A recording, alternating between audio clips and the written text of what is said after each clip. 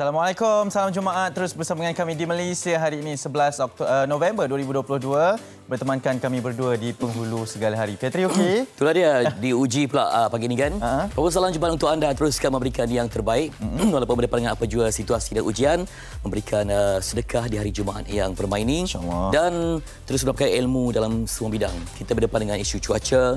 Dan juga pada masa sama, tidak ketinggalan untuk ikuti apa jua yang berlaku dalam negara, isu politik dan juga isu tentang cuaca. Ya, betul. Dan itu yang kami nak bawakan terus kerana ada perkembangannya berkaitan dengan isu keadaan cuaca pada ketika ini. Difahamkan semalam seperti yang semua sedia maklum di sekitar kawasan Lembah Kelang. Kalau Petri kita boleh saksikan. Okey, ini dia. Ramalan terlebih dahulu pada pagi ini dari Met Malaysia. Di Kuala Lumpur, Kuching, Kota Kinabalu, Labuan, Kelangah dan Putrajaya. Nampaknya cuaca yang baik. Okey, dan seterusnya juga kalau boleh kita perhatikan keadaan di Kota Baru difahamkan akan turun hujan termasuk Alostar pada awal pagi ini. Dan antara perkara yang kita nak kongsikan tentang keadaan semalam, antaranya pada hari ini juga keluar amaran hujan berterusan tahap buruk, minta waspada dan juga berjaga-jaga daripada Met Malaysia. Dan itulah yang berlaku semalam di sekitar Kelang dan juga Lembah Kelang di Shah Alam, apabila berlakunya banjir kilat di beberapa kawasan, terutamanya di sekitar kawasan Meru Kelang. Di Alam Budiman juga difahamkan ada beberapa mangsa yang terpaksa dipindahkan. Terutama kalau ada kawasan tu, kawasan yang parit, yang tersumbat, lebih memburukkan situasi. Bersama dengan Timbalan Ketua Pegawai Operasi Jabatan Meteorologi Malaysia, Encik Lim Sehui, berkongsi perkembangan terkini dan juga mungkin nasihat untuk orang ramai. Selamat pagi, Tuan. Selamat pagi. Ya, terima kasih kerana sudi bersama kami. Mungkin boleh kongsikan berkenaan dengan keadaan semasa pada ketika ini, cuaca pada hari ini, Tuan. Okey, berdasarkan pencerapan terkini kita, nampaknya di Kelantan dan Terengganu masih ada hujan lagi. Manakala di pesisir pantai negeri Pahang juga kita cerah pada hujan. Dan juga tengah Sarawak dan juga utara Sabah.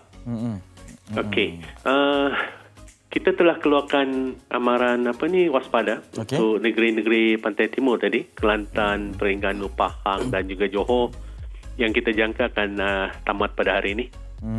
Dan susulan daripada itu kita jangkakan keadaan cuaca di negeri-negeri tersebut akan beransur-ansur pulih. Walau bagaimanapun, negeri-negeri pantai barat Semenanjung, seperti yang telah berlaku beberapa hari yang lepas, hujan lebat, ribu petir telah menyebabkan banjir di beberapa kawasan di Lembah Kelang. Tuan, melihat kepada situasi yang berlaku semalam di sekitar Lembah Kelang itu, hari ini bagaimana perkembangannya dijangkakan daripada keadaan cuaca? Okey, negeri-negeri pantai barat masih dijangkakan akan berlaku hujan dan ribut petir pada sebelah petang dan boleh berlarutan sehingga malam nanti untuk beberapa hari yang akan datang. Dan fenomena ini disebabkan oleh kelembapan udara yang tinggi datang daripada Lautan Pasifik. Dan berdasarkan kepada model-model cuaca yang ada sekarang, nampaknya kelembapan udara daripada Pasifik ini akan beransur-ansur kurang untuk beberapa hari yang akan datang. Namun begitu, pantai barat tetap juga akan berlaku ribu petir dan hujan pada sebelah petang. Tapi saya jangkakan akan beransur-ansur kurang lah. Jadi mungkin nasihat kepada orang ramai yang mengatur pergerakan, percutian dan kearahan supaya kalau ada keperluan untuk berpindah, Tuan, macam mana? Okey, dalam keadaan cuaca yang tak menentu sekarang, dengan lebatnya, dengan keadaan dalam keadaan pada lewat petang hujan lebat, angin kencang, kita nasihatkan orang ramai untuk lebih berhati-hati dan untuk sentiasa mendapatkan maklumat-maklumat terkini. Amaran-amaran yang dikeluarkan oleh Met Malaysia dari masa ke semasa. Jadi maklumat ada di hujung jari. Cuba muat naik aplikasi My Cuaca. My Cuaca, ya? My Cuaca kan. Ada apps ni, jadi dia memudahkan. Di mana saja kita ada dalam bergerak ke mana pun, kita ada handphone, smartphone dan kita boleh melihat maklumat terkini cuaca. Dan difahamkan juga ini keadaan yang dah dijangka berkenaan dengan keadaan cuaca pada ketika ini sebab kebiasaannya menuju ke pertengahan November sehinggalah ke Disember kan, dan sekarang ni mungkin antara yang memang dah dijangka, ya, Tuan, ya? Ya, kita dalam fasa monsun timur laut sekarang. Ya, jadi keadaan seperti ini kita jangka akan berlaku. Dan dari masa ke semasa kita mohon orang ramai untuk dapatkan maklumat terkini daripada Met Malaysia. Okey, itu dia. Baik. Terima kasih kepada Encik Lim Zahui, Timbalan Ketua Operasi Jabatan Meteorologi Malaysia berkongsi tips ataupun perkembangan serta nasihat untuk ramai dalam menghadapi isu yang kurang baik ini. Ya, betul. Dan semalam juga saya sempat menyaksikan beberapa keadaan di sekitar Kelang terutamanya. Ada sekolah yang terkesan juga terjejas dan ini di sekitar Kampung Budiman, di kawasan Alam Budiman apabila 34 penduduk Kampung Budiman dipindah ke PPS, Pusat Pembinaan Sementara. Dan pada pagi ini juga ada beberapa kawasan yang masih lagi air naik, air bertakung, tidak lagi turun walaupun hujan sudah berhenti. Dan seperti yang telah pun dimaklumkan tadi bahawa mungkin hujan akan turun pada sebelah petang di sekitar pantai barat ini ya. Itu dia. Dan juga kita perhatikan ada mangsa yang terjejas dipindah ke PPS sementara dan pastinya semua pegawai yang terlibat akan terus membantu anda. Kita cakna di ujung jari dan sentiasa membantu untuk kemudahan semua. Okey, kita nak sentuh sedikit ni berkaitan dengan kemenangan akhirnya selepas 39 tahun semalam. Skuad Speedy Tigers ini untuk skuad hoki Malaysia berjaya memenangi kejuaraan Sultan Azlan Cup di Ipoh dengan kemenangan kali pertama selepas penganjuran sepanjang 39 tahun ini menumpaskan pasukan Korea Selatan. Menariknya kita tewas di peringkat kumpulan tapi semalam dendam berjaya dilunaskannya. Itu dia, hebat dan semoga ada langkah yang baik terutama dalam perjalanan yang berikutnya. Kita masih mengharapkan Malaysia memang diketahui sebagai antara top 10 pasukan terbaik dunia. Betul. Moga ada kejayaan untuk kejohanan yang akan datang ini.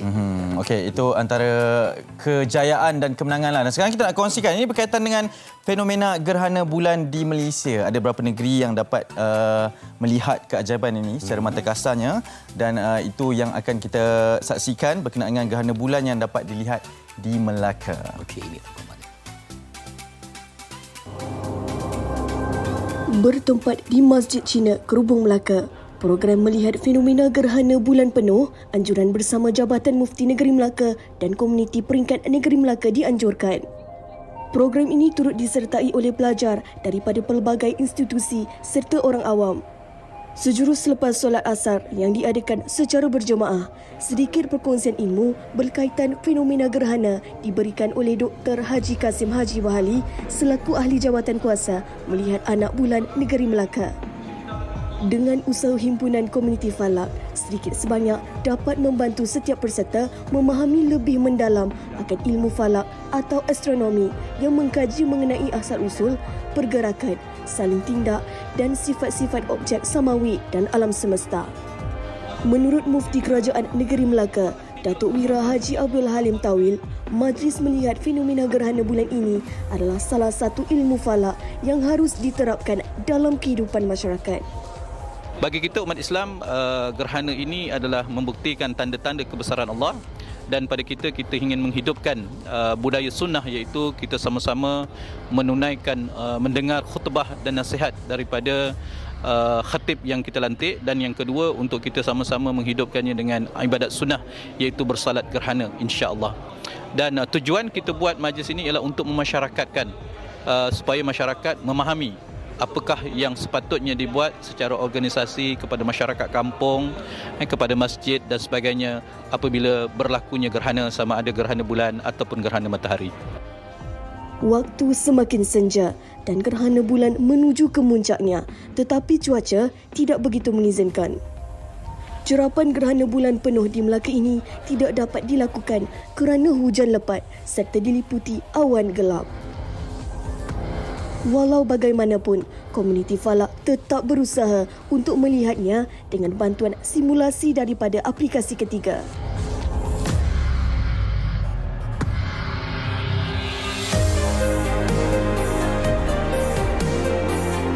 Gerhana bulan penuh berlaku apabila keseluruhan bulatan bulan masuk ke dalam bayangan umbra bumi. Bukan sahaja masyarakat di Semenanjung, malah serata daerah di negeri Sabah dan Sarawak juga turut sama melihat keajaiban alam ini. Rata-rata mereka berkongsi keterujaan melalui laman media sosial ketika gerhana bulan penuh terjadi.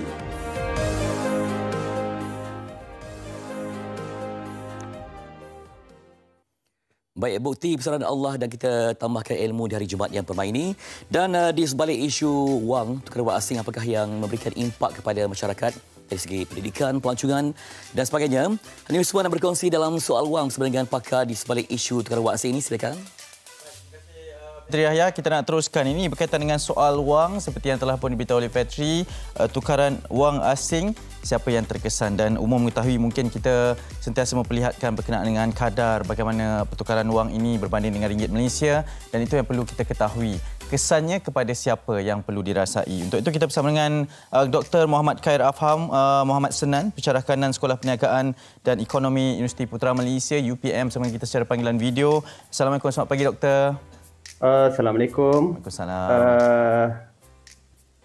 Terima kasih kerana sudi bersama kami, Doktor. Mungkin kita boleh mulakan perbincangannya, Doktor, berkaitan dengan topik kita, tukaran wang asing, siapa yang terkesan. Secara realitinya sekarang bagaimana keadaan ringgit Malaysia nak dibandingkan dengan nilai mata wang asing ni, Doktor, silakan.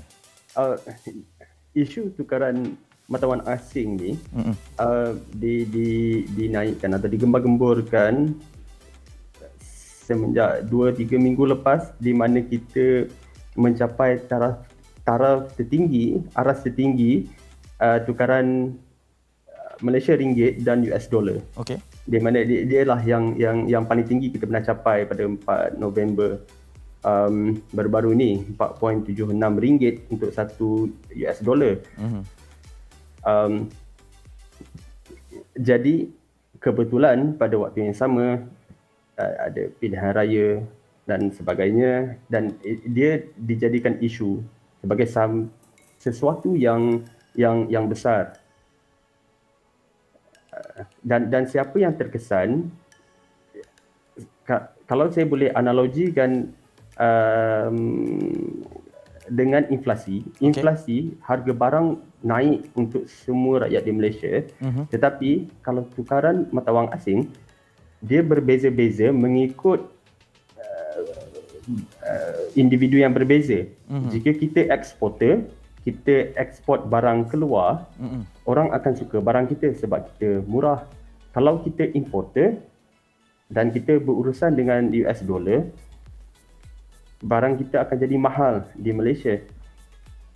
Dan bergantung kepada consumer ataupun pengguna di dalam Malaysia, bergantung kepada apa yang kita guna sehari-harian, itu akan menentukan sama ada kita merasainya ataupun tidak. Ya, baik, itu kesannya. Okey, Doktor, contohnya dari sektor pendidikan, kalau nak diberikan pencerahan berkaitan dengan kesan kepada tukaran wang asing ini, Doktor? Dari sudut pendidikan, dia bergantung kepada kita nak hantar ke mana, ataupun dia sudah berada di mana. Jika kita nak hantar ke UK contohnya, kita nak hantar anak kita belajar di London. Okey. Duit yang kita hanya nak tukarkan adalah ringgit Malaysia kepada GBP. Okey. Great Britain Pound. Jadi yang terlalu tinggi sekarang ini tukarannya adalah Malaysia ringgit dan US dollar. Okey. Dia tak melibatkan GBP di tengah-tengah tu. Dia bergantung kepada dia di mana. Tetapi bagi pelajar-pelajar kita yang tengah berada di US sekarang, ya, mereka akan terasa. Tetapi bagi negara lain, contohnya di Korea, kita menggunakan won, kita ada hantar pelajar kita juga di Vietnam menggunakan dong. Jadi mata wang batang wang ini adalah stabil buat masa sekarang. Dan saya mungkin nak menyampaikan kepada kebimbangan pelajar-pelajar di luar negara, terutamanya sebab Doktor menyentuh berkenaan dengan isu ini juga. Mungkin kerana nilai itu berbeza mengikut setiap negeri, setiap negara, setiap kadar tukarannya. Jadi mungkin perlu diselaraskan juga bagaimana dari sudut tajaannya, dari sudut allowance-nya kepada para pelajar ini mengikut tahap tukaran negara yang mereka berada itu, Doktor? Sepanjang yang saya tahu, contohnya dari sudut tajaan JPA ataupun sudut tajaan kalau yang buat masters ataupun PhD, dari sudut SLAP dan SLAI, nama-nama tajaan bagi postgraduate ni. Memang nilai tukaran itu akan bergantung kepada negara mana yang kita pergi itu. Okey. Jadi pada waktu sekarang GBP adalah agak stabil bagi kita. Contohnya, saya tengok tadi yen pun agak stabil. Kalau di Singapura mungkin lebih bermasalah daripada di US kerana peratusan kenaikan tukaran wang asing antara kita dan Singapura tu lagi tinggi daripada kita dengan US. Jadi mereka mungkin lebih terkesan. Jadi dia bergantung pada negara. Ya, okey, dan mungkin ramai ibu bapa yang sedang menyaksikan perbualan kita ni, perbincangan ini, melihat kepada situasi sebegini, sebab doktor sendiri menyatakan bahawa ianya bergantung kepada situasi semasa negara-negara yang berbeza kadar tukaran ini. Sekiranya ada ibu bapa yang mungkin nak merancang menghantar anak-anak mereka belajar ke luar negara ataupun ada perkhidmatan ke luar negara, ke Amerika Syarikat contohnya, mungkin strateginya adalah untuk melihat kepada pertukaran wang sekarang, melihat kepada situasi-situasi mungkin sementara sedang keadaan elok ini ditukar terlebih dahulu ataupun bergantung kepada situasi ketika nak dihantar tu, doktor? Saya tertarik kepada konsep ketidakpastian kerana contoh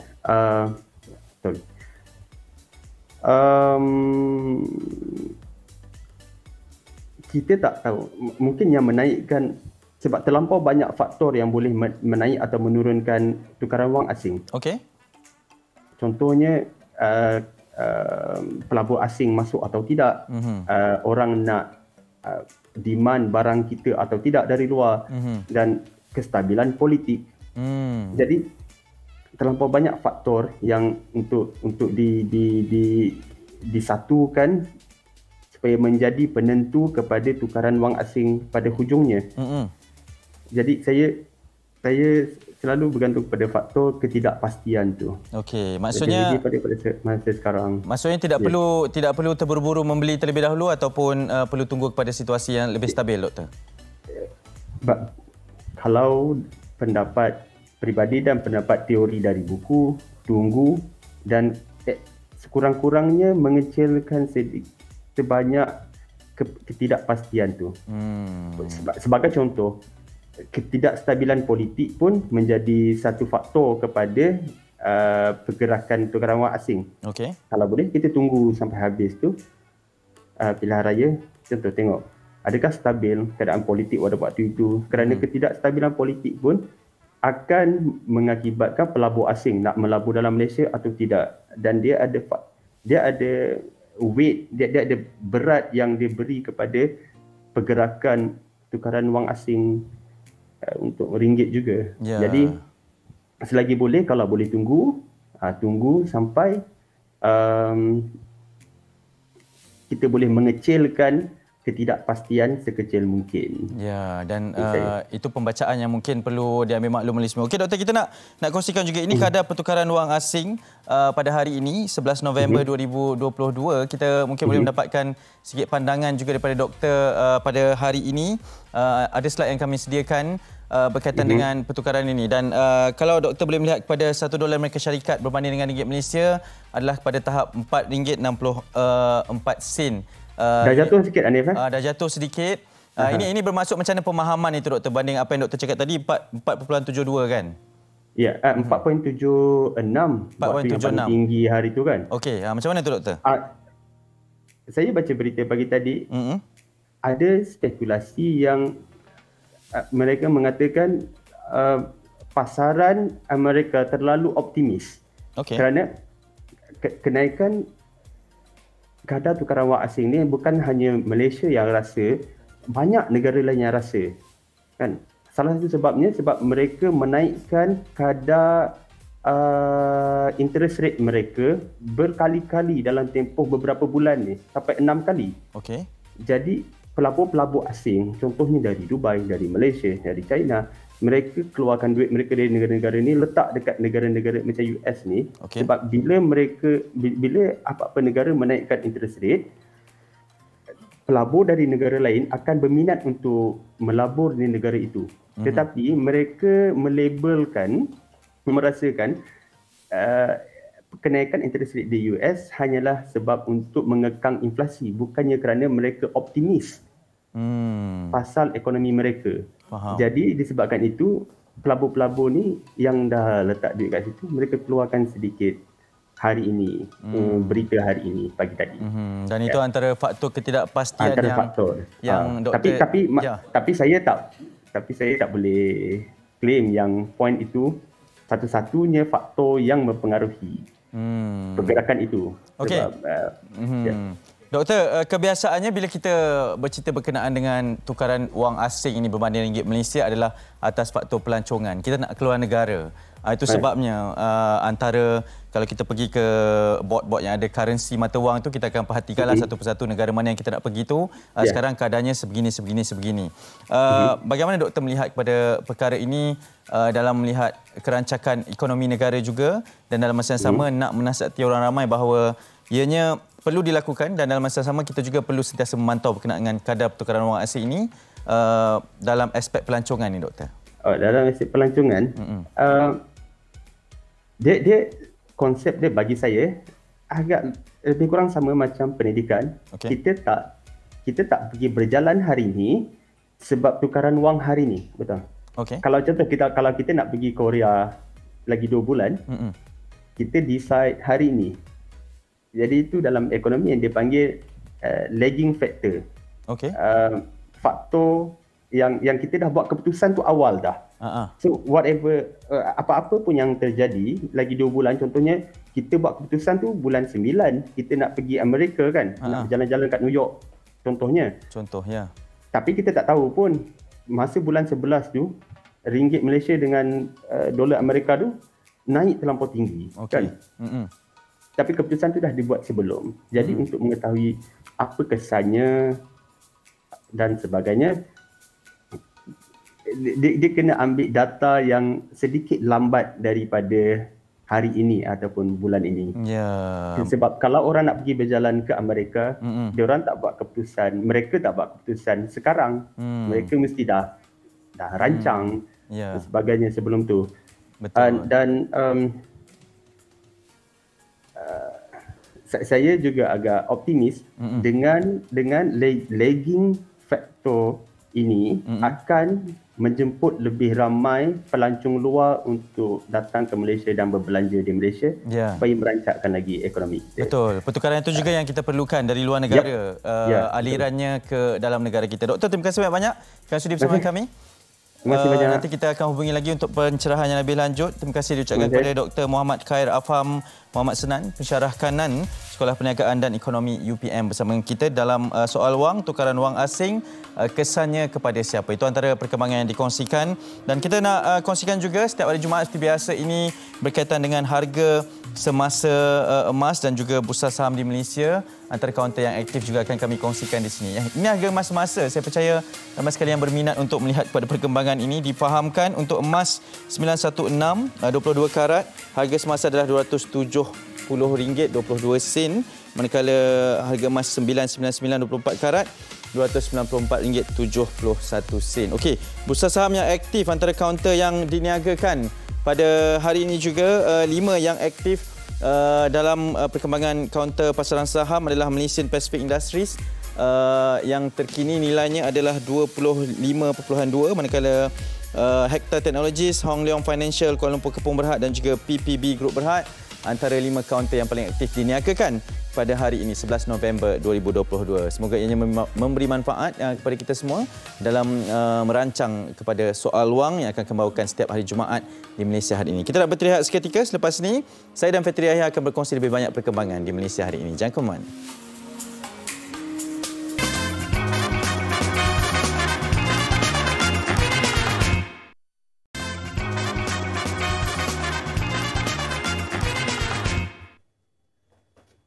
Kembali dalam Meja Air, masa untuk meraih ilmu dan maklumat dalam Karnival Keluarga Malaysia. Anak muda Gekobra yang akan berlangsung pada Sabtu ini untuk berkongsi banyak sekali inisiatif. Sedang bersama dengan Dato' Arif Farhandos yang merupakan Ketua Pengarah Operasi HRD Corp. Terima kasih, Dato'. Dan juga Encik Azirwan bin Arifin, Ketua Pejabat Sistem Insyuran Pekerjaan Perkeso. Terima kasih banyak. Terima kasih, Rita. Dan sebagai mukadimah yang mungkin dapat dikongsikan apa mungkin inisiatif yang ditawarkan dan mungkin matlamat ingin dicapai dalam penganjuran yang untuk anak muda khas, silakan. Baik Fitri, sebenarnya program ni adalah cetusan idea daripada Yang Amat Berhormat Perdana Menteri kita, yang mana objektifnya untuk menggalakkan pelibatan golongan-golongan muda ni, especially untuk program-program aktif, cergas, And dalam masa yang sama, ia juga boleh menjadi satu platform untuk kita pastikan golongan muda juga dapat diletakkan atau terlibat dalam sistem, dalam environment sistem pekerjaan. So itu adalah antaranya matlamat utama. Dan program ni memang Jamin Kerja Carnival pun adalah lanjutan yang mana dah dimulakan daripada tahun lepas lagi. Sama untuk memperkasa belia. Yes. Ya, dengan peluang pekerjaan dan sebagainya. Benar. Itu adalah antaranya perkara yang penting yang mana telah ditegaskan oleh Yang Amat Berhormat Perdana Menteri lah. Dengan adanya inisiatif Kementerian Sumber Manusia melalui Perkeso dan juga HRDC, yang mana untuk pastikan bahawa golongan-golongan ini dapat diberikan peluang untuk mendapatkan pekerjaan dan tempat pekerjaan, dan secara langsung akan terus dapat membantu untuk melangsungkan kehidupan mereka lah, insyaAllah. Apa bentuk usaha yang ditawarkan oleh HRDC? HRDC biasanya kita melengkapkan apa yang ditawarkan oleh Perkeso.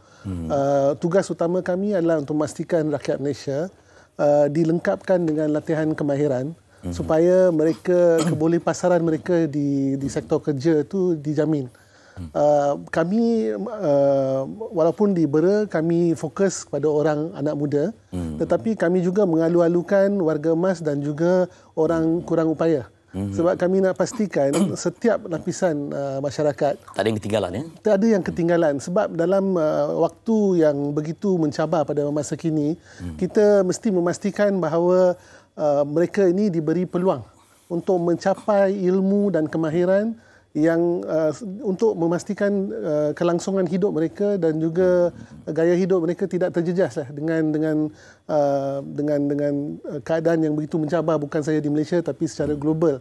Apa yang sedang berlaku di mana IR 4.0, digitalization, computerization merupakan cara baru untuk kerja, dan kami nak memastikan mereka ini akan bersedialah apa saja berlaku di persekitaran pekerjaan.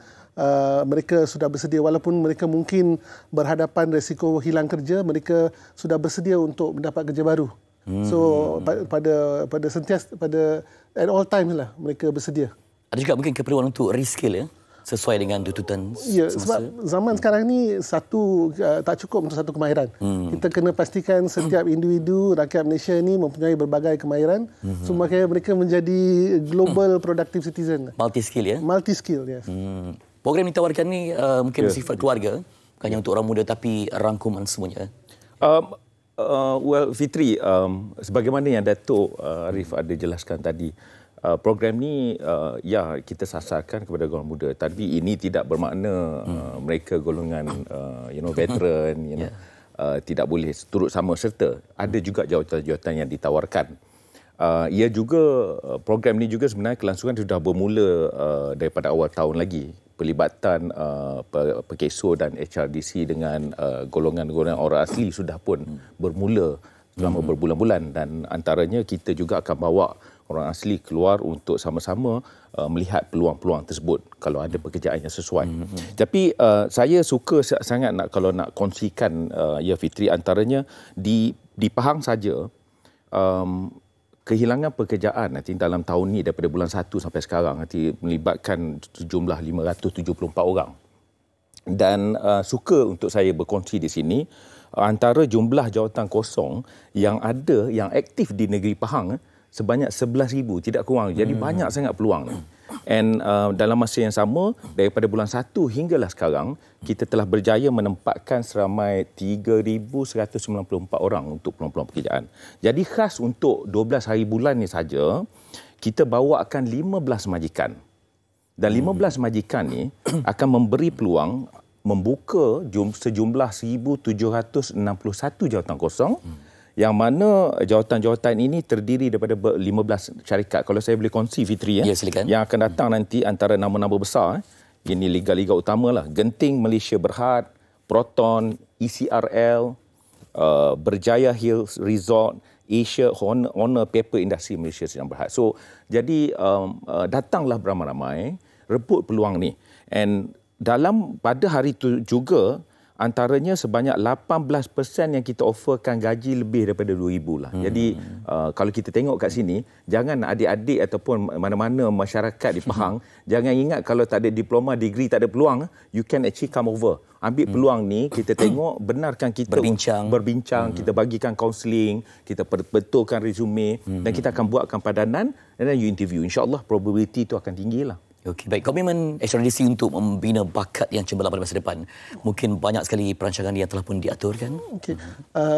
Fitri, yang kita cabaran kita pada masa kini adalah isu underemployment ataupun padanan yang tidak sebati antara kelayakan yang ada dengan kerja yang mereka ingin menceburi.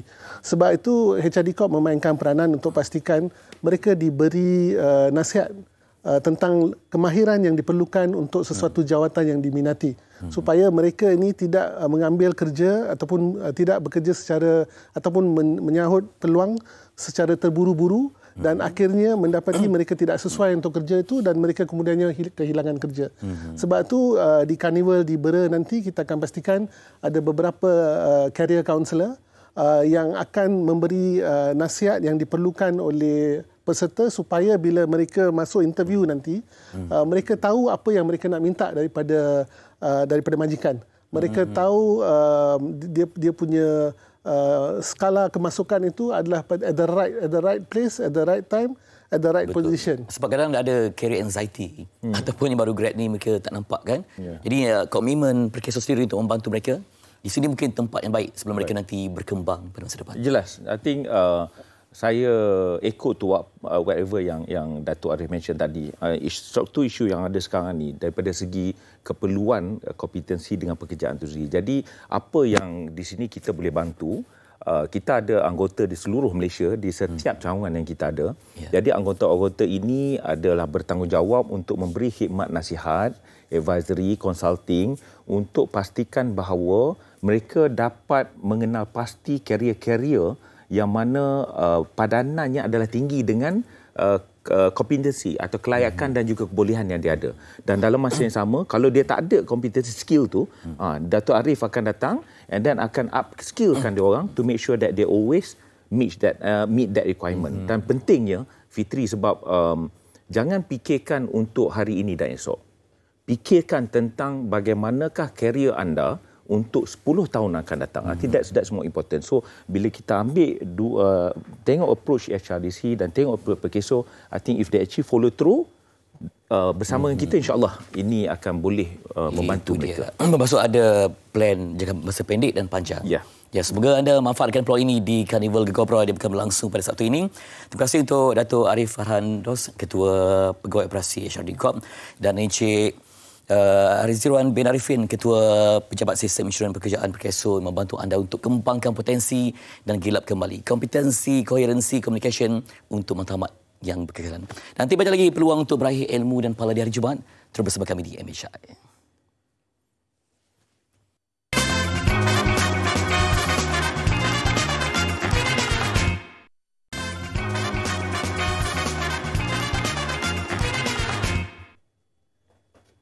Kembali dalam MHI, masa untuk meraih ilmu dan maklumat dalam Karnival Keluarga Malaysia.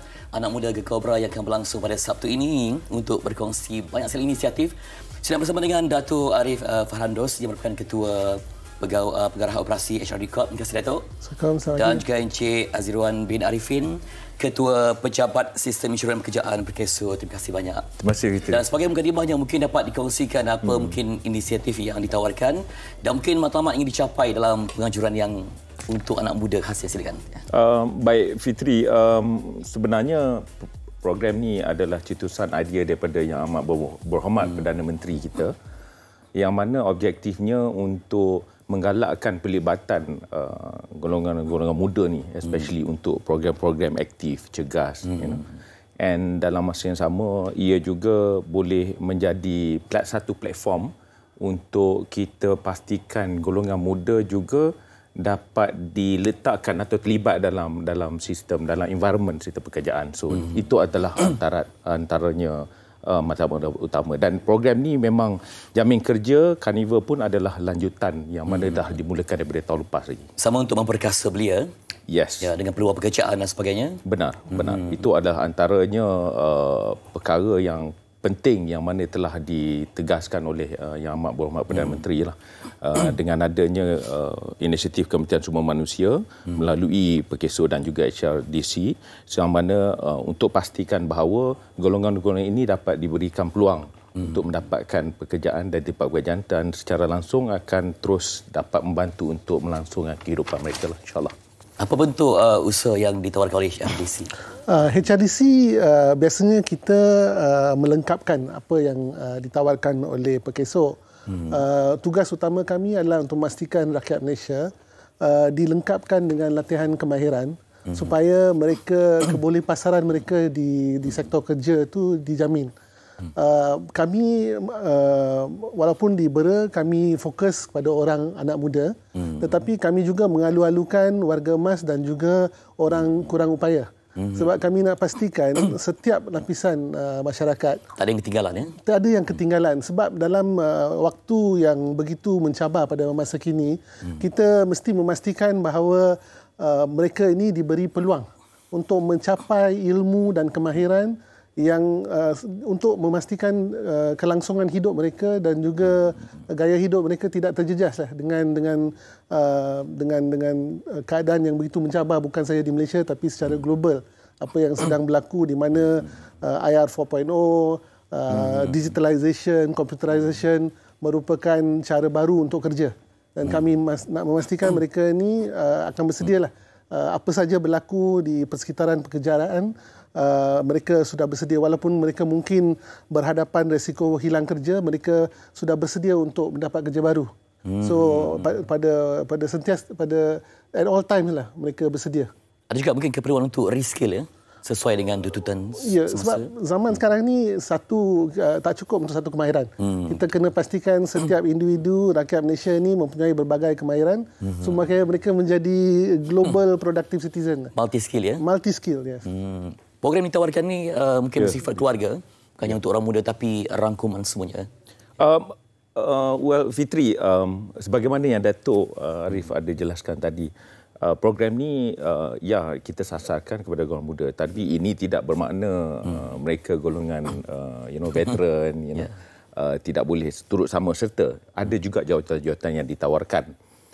Ia juga program ni juga sebenarnya kelangsungan sudah bermula daripada awal tahun lagi. Pelibatan Perkeso dan HRDC dengan golongan-golongan orang asli sudah pun bermula selama berbulan-bulan, dan antaranya kita juga akan bawa orang asli keluar untuk sama-sama melihat peluang-peluang tersebut kalau ada pekerjaan yang sesuai. Tapi saya suka sangat kalau nak kongsikan, ya Fitri, antaranya di Pahang saja, kehilangan pekerjaan nanti dalam tahun ini daripada bulan 1 sampai sekarang nanti melibatkan sejumlah 574 orang. Dan suka untuk saya berkongsi di sini, antara jumlah jawatan kosong yang ada, yang aktif di negeri Pahang sebanyak 11,000, tidak kurang. Jadi banyak sangat peluang ni. And dalam masa yang sama, daripada bulan 1 hinggalah sekarang, kita telah berjaya menempatkan seramai 3,194 orang untuk peluang-peluang pekerjaan. Jadi khas untuk 12 hari bulan ni saja, kita bawakan 15 majikan. Dan 15 majikan ni akan memberi peluang membuka sejumlah 1,761 jawatan kosong, yang mana jawatan-jawatan ini terdiri daripada 15 syarikat. Kalau saya boleh kongsi, Fitri, ya, silakan. Yang akan datang nanti antara nama-nama besar, ini liga-liga utama lah. Genting Malaysia Berhad, Proton, ECRL, Berjaya Hills Resort, Asia Honor Paper Industry Malaysia sedang Berhad. So, jadi datanglah beramai-ramai, rebut peluang ni. And pada hari itu juga, antaranya sebanyak 18% yang kita offerkan gaji lebih daripada 2,000 lah. Jadi kalau kita tengok kat sini, jangan adik-adik ataupun mana-mana masyarakat di Pahang, jangan ingat kalau tak ada diploma, degree, tak ada peluang, you can actually come over. Ambil peluang ni, kita tengok, benarkan kita berbincang, kita bagikan kaunseling, kita betulkan resume, dan kita akan buatkan padanan, dan then you interview. InsyaAllah probability itu akan tinggilah. Okey, baik. Komitmen HRDC untuk membina bakat yang cemerlang pada masa depan, mungkin banyak sekali perancangan yang telah pun diatur, kan? Okey. Fitri, yang cabaran kita pada masa kini adalah isu underemployment. ataupun padanan yang tidak sebati antara kelayakan yang ada dengan kerja yang mereka ingin menceburi. Sebab itu HRD Corp memainkan peranan untuk pastikan mereka diberi nasihat tentang kemahiran yang diperlukan untuk sesuatu jawatan yang diminati, supaya mereka ini tidak mengambil kerja ataupun tidak bekerja secara ataupun menyahut peluang secara terburu-buru dan akhirnya mendapati mereka tidak sesuai untuk kerja itu dan mereka kemudiannya kehilangan kerja.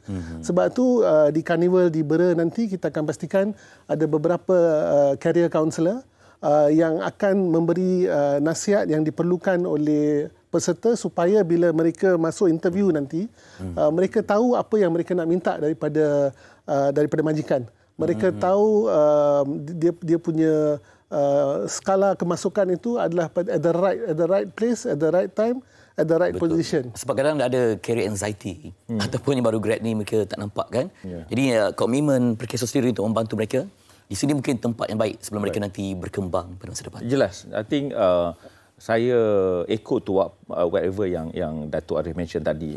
Struktur isu yang ada sekarang ni daripada segi keperluan kompetensi dengan pekerjaan itu sendiri. Jadi apa yang di sini kita boleh bantu, kita ada anggota di seluruh Malaysia di setiap cawangan yang kita ada. Jadi anggota-anggota ini adalah bertanggungjawab untuk memberi khidmat nasihat, advisory, consulting untuk pastikan bahawa mereka dapat mengenal pasti carrier-carrier yang mana padanannya adalah tinggi dengan kompetensi atau kelayakan dan juga kebolehan yang dia ada.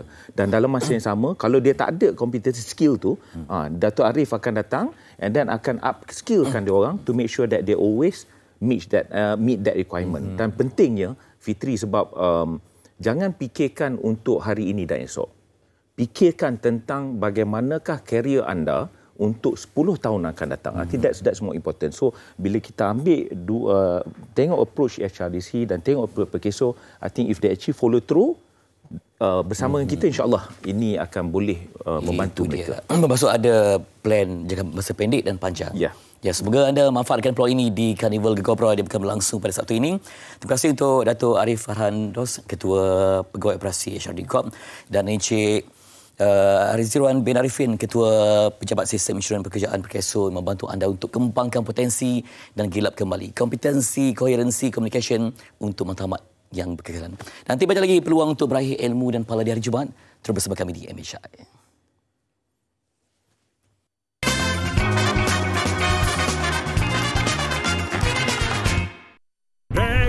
Pastabilities, perfect for families. Quality ingredients, oh so tasty. As easy as 1, 2, 3. Always good, anytime.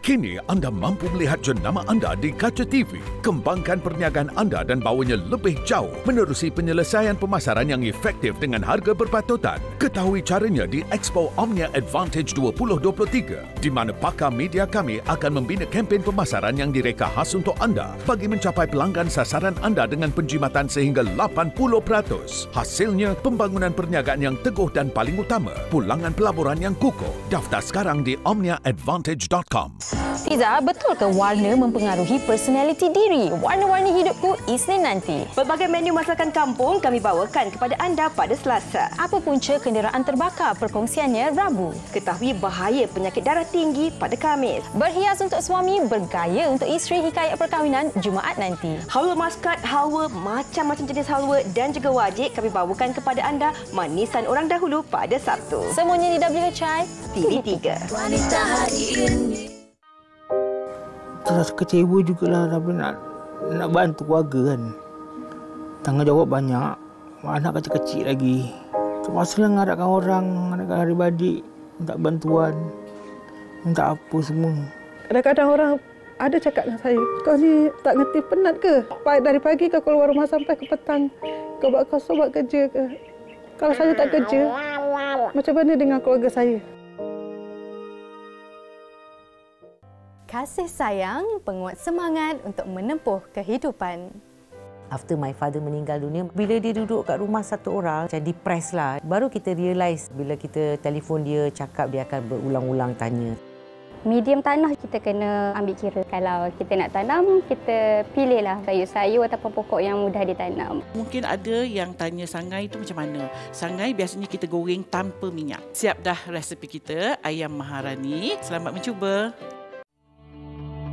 Sering mengangkat objek berat, obes dan mengidap penyakit paru-paru kronik. Itu antara punca peningkatan tekanan dalam ruang abdomen yang boleh menyebabkan hernia atau angin pasang. Masalah ini sering berlaku di antara bahagian dada dan pinggul. Adakah pembedahan satu-satunya rawatan untuk mengatasi masalah ini? Ikuti diskusi mengenai hernia dalam Hello Doktor Ahad 5.30 petang di TV3.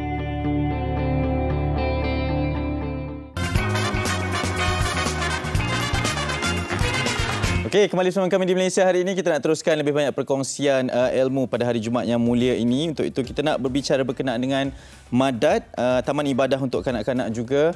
Ini rentetan perkongsiannya. Untuk itu kita nak perkenalkan Ustaz Muhammad Yaakob Yusra Muhammad Yusof, Pengarah Urusan Murtaza Dakwah Center bersama kita ataupun Madat. Ya Ustaz, Assalamualaikum, selamat pagi. Salam ni sihat. Alhamdulillah sihat. Ustaz sihat dengan kasutnya lagi sekali macam ni. Sentiasa buat kita cemburu ni Ustaz. Okey, mungkin kita boleh kongsikan berkenaan dengan Madat Taman Ibadah Kanak-kanak ni. Kalau nak dikongsikan sekali lagi, silakan. Okey, baik. Bismillahirrahmanirrahim. Assalamualaikum warahmatullahi wabarakatuh. Alhamdulillah, apa yang kita sedang usaha dan kita sedang bangunkan, lebih daripada 50% lah pembinaan masjid kita adalah masjid yang berorientasikan mesra kanak-kanak. Selalunya kita jumpa masjid ni budak-budak jadi takut nak pergi tengok. Kadang-kadang untuk imam cengih macam makan tebuan kan. AJK yang mungkin kurang mesra. Jadi masjid kita perkenalkan memang dalam masjid, bukan luar masjid. Dalam masjid kita ada playground untuk kanak-kanak. Macam ni, Kids Zenia, Kid Wars, yang mana budak-budak seronok. Jadi kita nak biar budak ni menangis-nangis nak pergi masjid. Jadi macam saya sendiri pun kalau tengok dalam gambar, memang kita perkenalkan, kita beli Lego, letak dalam ruang khas dan sebagainya. Kita nak bagi ada satu passion yang baik. Ada orang kata, Ustaz, nanti budak-budak ni depa bising. Memang fitrah budak bising. Betul? Budak berlari itu biasa. Yang kita usah hati orang tua-tua berlari daripada masjid. Kan, tak mau masuk masjid, tak mau pergi mengaji dan sebagainya, insya-Allah. Dan itu antara pembinaan yang sedang dirancang sekarang ni. Kalau nak dikongsikan seni binanya, sebab saya kira menarik juga seni bina pembinaan masjid ni. Okey, baik. Yang pertama, seni bina masjid Madat, kita ada menggunakan shape kalimah Allah. Kita buat kerjasama dengan pihak Persatuan Falak Selangor, yang mana pembinaan masjid itu daripada asas permulaan itu kita install dengan ilmu falak. Sebab paling basic, contohnya dari segi ilmu falak ni kenapa penting dan sebagainya, nanti kita akan ceritakan untuk selepas ini. Dan yang paling dalam masjid itu bukan hanya semata-mata shape itu penting, adalah kita ada hotel yang 24 jam orang boleh duduk secara percuma. Kita ada pusat pengurusan jenazah dalam masjid, kita ada playground kanak-kanak, and then kita ada Allahumma salli ala Muhammad dalam masjid juga. 24 hours kita akan buka untuk mesra musafir. Jadi insya-Allah lah, saya rasa benda itu sangat memberi impak yang baik, khususnya kepada orang sekitar dan orang yang luar yang mungkin nak singgah, insya-Allah. Dan saya difahamkan ada menara yang berasingan untuk kegunaan Bilal juga, Ustaz. Okey, baik. Yang pertama, kita banyak dengar isu berkaitan azan yang mengganggu hak-hak jiran. Dan dalam bab ni, pada kita rasa mungkin kita betul, tapi kita mungkin terlupa hak-hak jiran yang perlu kita tunaikan. Mungkin ada orang yang kerja malam, siang paginya nak tidur. Jadi bila kita buka speaker yang terlalu kuat, benda itu mungkin ada yang mendapat, sebahagian besar mendapat manfaat, tapi jangan kita nafikan ada sebahagian kecil yang mungkin ternafi hak mereka. Maka apa yang kita perlu buat dalam hukum fizik, diajar apa untuk kita nak memastikan suara itu boleh pergi jauh tanpa annoy orang sekali, adalah dengan kita naikkan suara itu di tempat yang lebih tinggi. Maka sebab tu di Madat kita bina satu muzium ataupun menara ilmu falak yang kita install dengan teknologi ilmu falak dalamnya. Dan Tok Bilal ni tak azan dalam masjid. Kadang-kadang Tok Bilal azan masjid ni kita tengok nampak macam tak apa nak puas. Sedangkan Bilal ni satu kemuliaan yang besar sehingga diiktiraf oleh Nabi SAW kepada Sayyidina Bilal bin Rabah sebagai muazzin. Maka kita nak Tok Bilal tu azan di tempat yang tinggi, 15 minit awal dia dah pergi buat persediaan yang luar biasa lah, insya-Allah. Kita jangkakan. Diangkat tugasan itu, Ustaz. Okey, tadi Ustaz cerita berkenaan dengan ilmu falak ini. Relevan lagi untuk digunakan pada ketika itu? Bukan relevan, tapi satu kewajipan, Hanif. Fakta daripada Persatuan Falak Selangor sendiri, lebih daripada 70% rumah-rumah dan premis-premis kedai, kiblat mereka, arah kiblat mereka salah. Salah ni maksudnya mungkin lari satu darjah, 2 darjah itu. Walaupun nampak 1 darjah daripada 360 itu, tapi dia bersamaan dengan 120 km tersasar. Betul, jauh. Satu darjah. Bayangkan orang mayang ke arah Kaabah, kita ke arah Tokyo ke arah mana tak tahu kan. Maka sangat perlu dan satu kewajipan lah. Dan asas yang paling kenapa ilmu falak itu penting, Allah jadikan macam baru ni gerhana 8 hari bulan, gerhana bulan kan, Allah jadikan pukul 4:02 sampai pukul 9:56. Maka ilmu falak itu dia ilmu yang bertepatan. Dia tak lari walaupun saat. Bayangkan matahari kalau dia buat macam panggil kita, abang on the way duk atas katil ni, muhung. Kan? Tapi matahari ni kalau Allah takdirkan mereka, Allah perintahkan mereka keluar pukul berapa, dia turun pukul berapa. Dia tak lari. Dia tak muhung sikit abuk. Macam kita dalam slot ni kadang-kadang terlebih seminit, terlebih 5 saat. Seorang berhenti tak berhenti juga. Maka itu keperluan ilmu falak yang kita masukkan muzium ilmu falak di dalam masjid. Jadi semua orang boleh datang sebagai ekotourism ataupun edutourism lah, insya-Allah. Betul. Ini satu perkongsian yang sangat menarik. Ustaz, sebelum kita diminta berhenti ni sebab tadi cakap pasal minit, saat semua tu kan. Macam mana kita nak bantu menyokong dalam pembinaan masjid ni, Ustaz? Baik, tuan-tuan, kita jalankan satu kempen wakaf buat mak ayah dan saya pun tak mampu buat berseorangan. Jual buah pinggang pun tak boleh, Hanif. Saya perlukan bantuan orang ramai untuk bersama-sama dalam kita menjayakan pembinaan masjid ni. Kita jalankan kempen derma wakaf buat mak ayah 1000. Tapi tak wajib 1000 kalau baru beli peluk dakak, baru beli benda pok rim kereta dan sebagainya. 100 boleh, RM10 pun boleh. Kita dalam sistem kita dah buat dah auto debit. Maksudnya kadang-kadang kalau nak buat setiap bulan kadang-kadang terlupa ni, makan semut dan sebagainya. Jadi boleh terus je buat auto debit, setiap bulan dia tolak sendiri ataupun RM10 ke terpulang. Dan siapa yang menyumbang, jangan bimbang tuan-tuan, kita ada lebih 40 e-book secara percuma kita akan bagi. Tuan tengok dalam gambar tu, subhanallah, buku tu guling-guling baca pun tak habis. Banyak buku tentang kucing, tentang Rasulullah, tentang biodata, tentang doa-doa suami isteri, tentang cara hafal Quran dan macam-macam lah, insya-Allah. Jadi tuan-tuan ke madatcenter.com, berkat hari Jumaat ni sama-sama kita usahakan moga terbina dan masjid juga terbinanya pahala kita semua, insya-Allah. Insya-Allah, amin. Kita doa dipermudah, Ustaz. Nanti kita akan jumpa lagi. Ini adalah Ustaz Muhammad Yaakob Yusra Muhammad Yusof, pengarah urusan Murtada Dakwah Center atau Madat, berbicara berkenaan dengan masjid, tetapi ianya tempat juga untuk kanak-kanak berada bersama dengan kita. Ya Ustaz, saya minat tu. Yang penting jangan orang dewasa yang berlari dari masjid pula, biar kanak-kanak yang berlari dalam masjid. Kita nak berteriak seketika kerana selepas ini banyak lagi perkongsian di Malaysia hari ini. Jangan ke mana.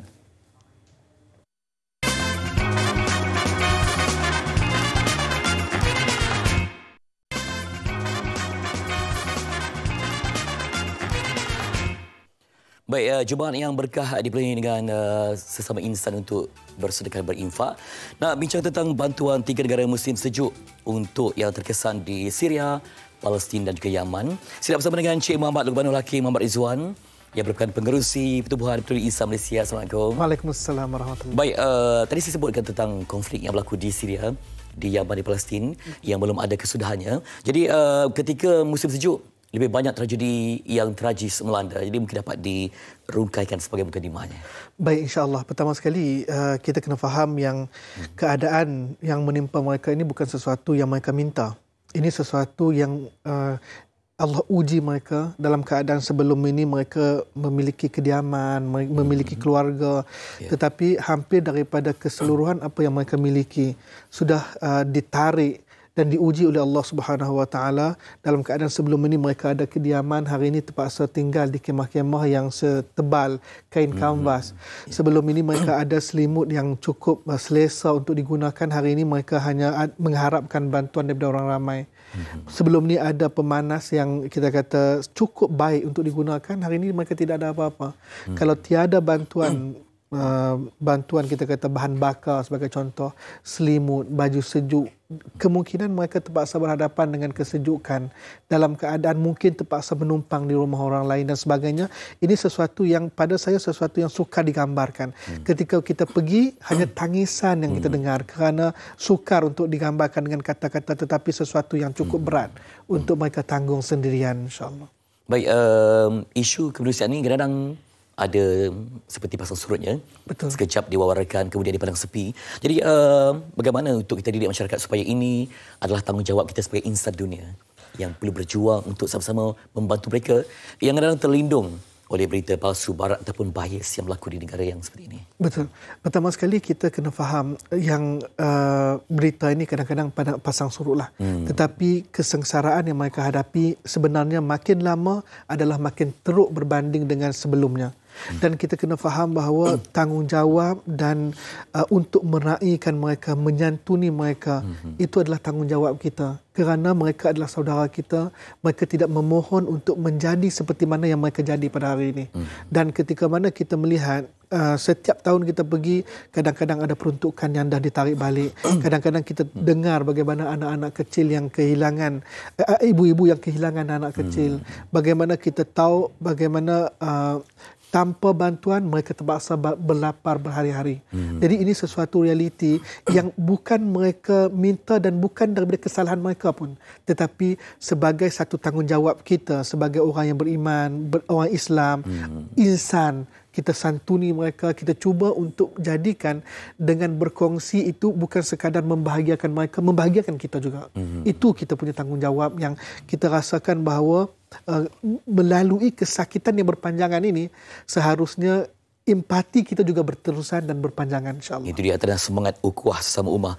Baik, jika panas, memang panas betul di rantau ini. Betul. Dan sejuk ni boleh membunuh, ya, terutama kalau tak ada perlindungan, makan minum yang cukup. Jadi apa bentuk bantuan yang akan disalurkan untuk keluarga yang terjejas di sini? Okey, fokus utama kita dalam kempen musim sejuk yang akan datang adalah kita nak bantu dari sudut bahan bakar ataupun sesuatu yang boleh meringankan beban mereka di dalam musim sejuk ini.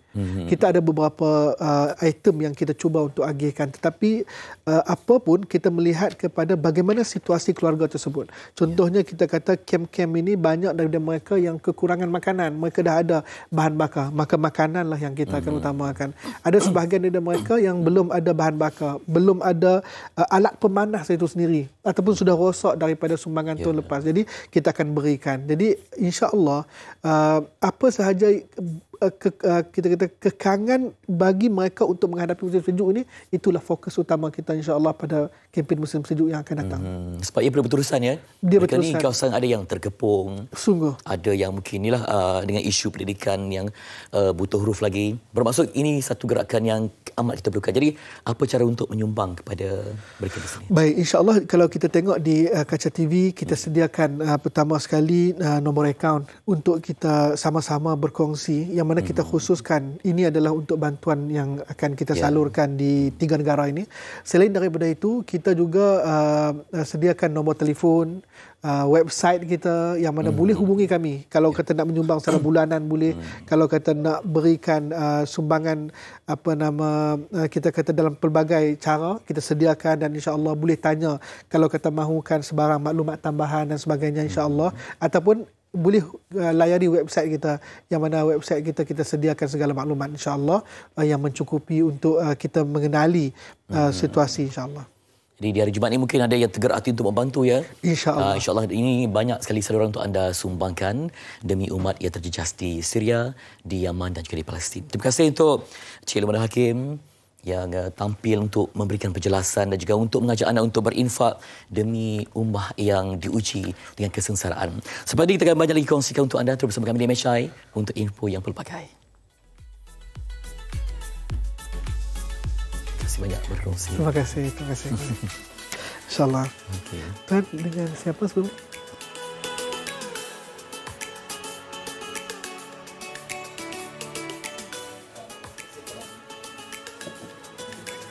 Okey, kita nak teruskan lebih banyak perkongsian di Malaysia hari ini berkaitan dengan banyak lagi perkembangannya. Antaranya kami nak bawakan apa yang boleh dikongsikan di dada-dada akhbar, terutamanya di bahagian hadapan ini, muka surat berita harian. Pastinya sekarang ini berkenaan dengan isu pilihan raya yang sedang hangat diperkatakan, kempen juga oleh beberapa calon-calon yang mendapat perhatian ramai, terutama di kursi-kursi panas. Antaranya di hadapan ini adalah berani, integriti, moral pilihan pengundi muda yang diperkatakan, dan kita tahu seperti sedia maklum undi 18 tahun telah pun diluluskan untuk kali ini, dan itu yang sedang direncanakan bersempena dengan PRU yang ke-15 ini. Dan antara turut diperkatakan di berita harian adalah berkaitan dengan hujan lebat, Shah Alam dan Kuantan dinaiki air. Dan saya tajuk di Cosmo tertipu sebab ramai yang menjadi mangsa kepada produk kecantikan yang timbang kilo. Akibatnya ramai wanita merana wajah rosak akibat daripada produk yang tidak berkualiti dan tanpa R&D. Ini termuat di paparan di Cosmo. Indonesia okey muka? Okey. Muka okey? Saya tak ada. Tak ada produk-produk sebegini. Awak okey ya? Okey. Kekal mulus lah. Okey. Okey, dan di Utusan Malaysia juga antara yang dipaparkan adalah berkaitan dengan kempen Minggu Pertama Dingin, dan perlu diambil maklum juga kempen akan masuki minggu kedua pada minggu hadapan ini sampailah ke 19 November nanti. Jadi banyak perkara yang perlu kita perhalusi, kita ikuti sepanjang tempoh kempen ini, tapi lebih penting adalah lebih baik. Sekarang kita nak war-warkan berkaitan dengan satu program ini. Women Talk. Ya, ini adalah Women Talk. Dan tajuknya, topiknya yang akan dibicarakan adalah membesarkan anak bukanlah satu tugas yang mudah. Jadi bagaimana pula bagi ibu bapa yang telah berpisah untuk menyemai kasih sayang dan memberi pendidikan kepada anak mereka apabila tidak lagi tinggal sebumbung. Itu dia. Menarik. Esok yang akan kembali lagi. Kita nak tinjau tentang sesuatu yang antik dan klasik untuk anda yang minat tentang kereta. Ya, betul. Itu pada hari Sabtu dan juga hari Ahad nanti kita akan bersama-sama di Malaysia hari ini. Jadi semoga bermanfaat pada hari ini dan jaga dirilah. Yang penting keadaan cuaca juga kita kena ambil maklum. Bahkan sedekah untuk kemudian Jumaat yang diberkati. Ya, jumpa lagi. Senyum selalu. Assalamualaikum.